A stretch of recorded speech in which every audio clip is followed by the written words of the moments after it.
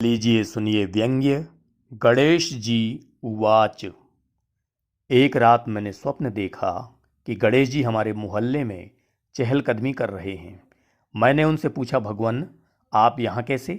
आजकल तो आप पृथ्वी की तरफ धोखे से भी रुख नहीं करते। गणेश जी उवाच। करूँगा भी क्या आकर? तुम्हारा देश क्या हमारे विचरण करने लायक बचा भी है? सोचा था गणेश उत्सव का माहौल देखूं, किंतु यहाँ तो मेरे पंडाल में पॉप सॉन्ग बज रहा। रात को होने वाली भावी डिस्को डांस कार्यक्रम की तैयारी चल रही। धार्मिक और सांस्कृतिक कार्यक्रम हाशिए में हैं। सारे मोहल्ले में ध्वनि प्रदूषण हो रहा। मोहल्ले के शांतिप्रिय नागरिक, वृद्ध, बच्चे व छात्र छात्राओं पर क्या कुप्रभाव पड़ता होगा, इसका तुम मनुष्यों को कोई ख्याल ही नहीं है। प्रतिमा विसर्जन कर जल प्रदूषण फैलाया जा रहा। नदियों सरोवरों में रासायनिक पदार्थ बहाया जा रहा। मनुष्य अब दूरदर्शी ना रहा। शूर्पकर्ण जी उद्विग्न हो चले। किंतु कपिल महाराज जी, ये तो आपकी तरफ भक्ति भावना का। मेरी बात को बीच में ही टोंक कर गणपति बब्बा कहने लगे, काहे की भक्ति? पता है, कल एक भक्त मेरे मंदिर से मेरी मूर्ति पर लगा स्वर्ण मुकुट चुरा कर ले गया और बेचकर बहुत दारू पिया। आजकल धर्म भी व्यवसाय हो गया है। मंदिरों की नीलामी होती है। दान पेटी में दान की गई राशि के बंटवारे को लेकर भारी कलह व फसाद होता है। मंदिर अब लव स्पॉट बन गए हैं। लोग मंदिरों में मिलने का टाइम फिक्स करके आते हैं और प्रेम प्रसंगों को यहीं अंजाम देते हैं। एक पंथ दो काज। मंदिर के पुजारी के चयन हेतु, ट्रस्ट के अध्यक्ष पद हेतु चुनाव लड़ा जाता है। धर्म न हुआ, राजनीति हो गई। इससे पहले कि वक्रतुंड जी मनुष्यों की भाषा पर उतर आते, मैंने आग्रह भरे स्वर में कहा, विनायक जी आप तो मेरे घर पर कई दिनों से नहीं पधारे। मैं आया तो था, तुम घर पर थे ही नहीं, गजबदन जी का उत्तर था। ओह आई सी, एक दंत जी, उस दिन तो जन्माष्टमी थी, अतः मैं कृष्ण जी की बर्थडे पार्टी में गया था। सोचा था वहीं आपसे भी मुलाकात हो जाएगी, किंतु आप तो वहाँ तशरीफ ही नहीं लाए। क्या आपको कन्हैया जी का इनविटेशन कार्ड नहीं मिल पाया था? मिला तो था, किंतु मनुष्यों के कुछ दुर्गुण मुझ में भी आ गए हैं और कृष्ण भक्तों की बढ़ती संख्या को देखकर ईर्ष्यावश मैं वहाँ नहीं पहुँचा। अरे गणराज जी, इसमें ईर्ष्या की क्या बात? सर्वप्रथम पूजा तो आप ही की होती है। चीफ तो आप ही हैं। 10वीं 12वीं के सर्वाधिक परीक्षार्थी श्री गणेशाय नमः के साथ अपनी उत्तर पुस्तिका में लिखना शुरू करते हैं। इसके बाद जय श्री राम, जय श्री कृष्ण आदि का नंबर आता है। वाहनों में भी आप ही का शुभंकर लगाया जा रहा। भारत के बाहर भी आप ही की पूजा होती है। थाईलैंड में एक शहर तो सिटी ऑफ गणेशा के नाम से ही चर्चित है। बालक कुछ भी हो, अपोजिशन वालों से खतरा तो रहता ही है। माननीय गणाधीश जी, भारत में गणतंत्र की दुर्दशा के संदर्भ में आप कुछ नहीं कहेंगे? वत्स, यहाँ तुम्हारे वतन में स्वार्थ तंत्र के अतिरिक्त और क्या निःशेष है? राजनेता अपराध में और अपराधी राजनीति में संलग्न हैं। दोनों चोली दामन की तरह एक दूसरे के अनुपूरक सिद्ध हो रहे। अब तो राजनीति के अंदर भी राजनीति हो रही है। आप तो बुद्धि प्रदाता हैं, कुछ जादू चलाइए ना शिवनंदन जी, ताकि हम भी कह सकें, विघ्न विदारक तेरा जादू चल गया। नादान बालक, तुम्हें इतना तो ज्ञात होना ही चाहिए कि औंधे घड़े में पानी कितना ही उड़ेल दो, वह रिक्त ही रहेगा।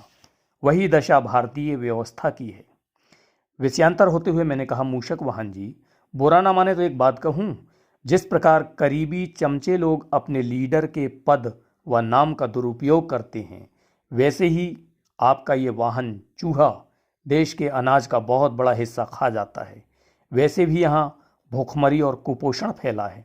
आपका ये चूहा, जिसकी लेड़ी खाद बनाने तक के काम नहीं आती, ऊपर से ये प्लेग भी फैलाता है। इसे आप कंट्रोल क्यों नहीं करते? देखो भक्त, चूहा बहुत काम की चीज है। क्या तुमने दीन भगत का वह लोकगीत नहीं सुना, तन्नक सो चूहा गजब करी डारो? चूहा का होना जरूरी है।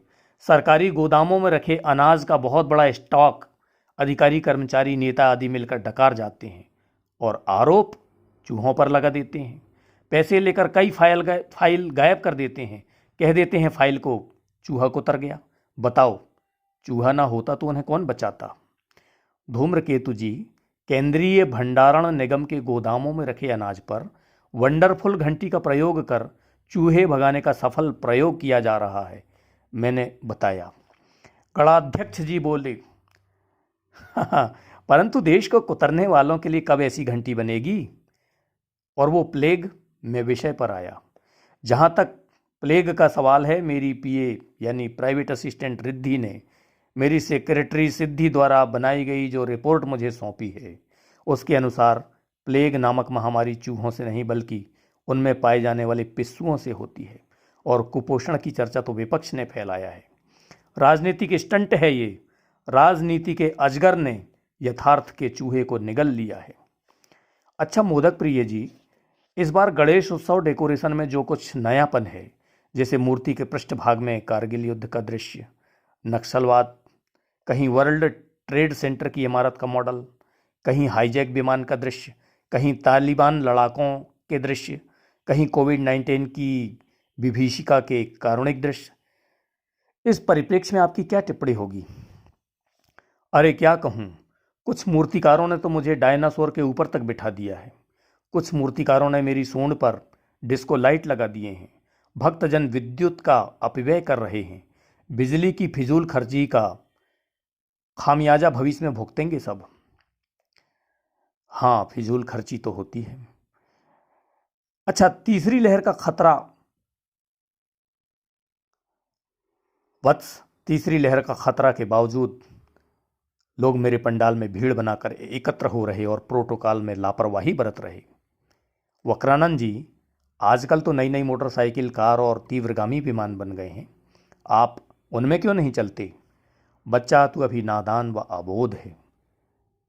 यूं कहो कि तुम्हारे अभी दूध के दांत नहीं टूटे। ध्वनि से भी तीव्र गति से चलने वाले विमान मनुष्य ने बना जरूर लिए हैं, लेकिन विमानों का हश्र क्या तुझे नहीं मालूम? और फिर वाहनों से प्रदूषण ही फैलता है। पृथ्वी को तुम लोगों ने इतना प्रदूषित कर दिया है कि हमें अवतार लेने के लिए उपयुक्त स्वच्छ जगह नहीं मिल रही। अभी भी पीओपी से बनी मूर्तियां बनाना और विक्रय करना जारी है। घातक रासायनिक रंग प्रयोग किए जा रहे। ग्रीन गणेश एवं इको फ्रेंडली मूर्ति के कॉन्सेप्ट को श्रद्धालु और भक्तजन और मूर्तिकार गंभीरता से नहीं ले रहे। विसर्जन कुंड की बजाय नदियों में मूर्ति विसर्जन कर पर्यावरणीय संतुलन बिगाड़ने पर आमादा हैं सब। कोई उपयुक्त स्वच्छ जगह ही नहीं बची। यद्यपि हमने जगह की तलाश हेतु एक कमेटी गठित कर दी है, किंतु उसकी कार्यप्रणाली में विलंब को देखते हुए साथ ही उक्त कमेटी सही काम कर रही है अथवा नहीं, यह देखने के लिए हम पुनः एक और कमेटी गठित करने जा रहे हैं। फिर भी महाकाय जी, आपको चूहे पर तरस खाना चाहिए। विमान न सही, एक आध कार वगैरह है। मेरी बात पूर्ण होने से पूर्व ही हेरम्बम क्रोधित हो उठे। बालक, शर्म कर, तू मुझे कार पर बैठाएगा, फिर कहेगा कि भाई कार्तिकेय को मोर की बजाय तवेरा टोयोटा पर बैठाओ, पिताजी शंकर को नंदी की जगह जगुआर पर बैठाओ, तुम विष्णु जी को गरुड़ की जगह जाइलो पर, दुर्गा जी को शेर की बजाय स्विफ्ट डिजायर की सवारी करने को कहोगे, लक्ष्मी जी को उल्लू की जगह ऑडी और सरस्वती जी को हंस की जगह BMW या मर्सिडीज या स्कूटी पर बैठने को कहोगे, भैंसा की बजाय यमराज को फोर्ड डेटसन पर बैठाने को कहोगे, इंद्र जी को गजराज की बजाय होंडा पर बैठाने की बात करोगे। तभी अचानक लंबोदर जी के पास रखा मोबाइल बज उठा। हेलो, हाँ, मैं गणेश ही हूँ। आप कौन? ओह, नारद जी, ठीक है, पहुँचता हूँ। और गजानन जी चूहे में बैठ अपने धाम को प्रस्थान कर गए। कुछ देर बाद पुनः घंटी सुनाई दी। मैं सोचने लगा, कविवर वदन जी तो विथ मोबाइल यहाँ से प्रस्थान कर चुके हैं, फिर यह ट्रेन कैसी? तभी अचानक मेरी नींद खुली। मेरा स्वप्न टूट चुका था। उठकर देखा, ट्रेन की आवाज़ मेरी टेबल घड़ी के अलार्म की थी।